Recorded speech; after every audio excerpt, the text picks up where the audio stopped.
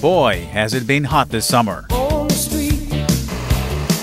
So far, the average daytime temperature has been around 87 degrees, with the island now reaching the peak of the summer heat, as explained by James Dodson, the Deputy Director of the Bermuda Weather Service. Summer really, temperatures, they ramp up in June into July, and then August, that's when we're right at the peak of our summer temperatures.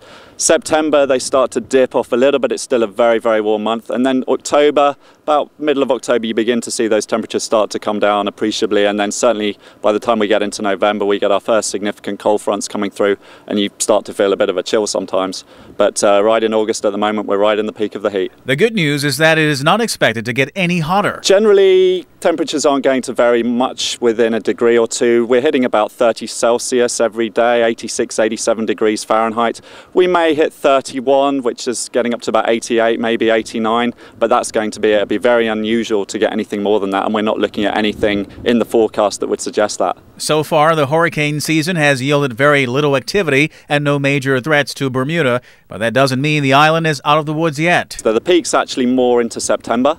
So the season's still ramping up, if you like, but we've just seen some recent updates to the forecast for the Atlantic tropical season, and they're very much going for the same forecast we've already seen, which is a below active season, looking at below active number of storms. The general gist is we expect about 12 named storms a year, with about 8 developing into hurricanes, and then I think it's about 3 into significant hurricanes, major hurricanes, but those numbers are well below. We're looking at about 8 named storms for the season, of which only a couple might become hurricanes, and perhaps one a major hurricane. Elsewhere, the Weather Service is already trying out its newly installed UV radiometer that records the strength of the sun. Mr. Dodson reports it has already yielded useful data. Last year we started forecasting UV, and the UV radiometer is actually recording that UV data now, and we're seeing that the forecasts are generally very much coherent with what we're actually seeing on our UV radiometer.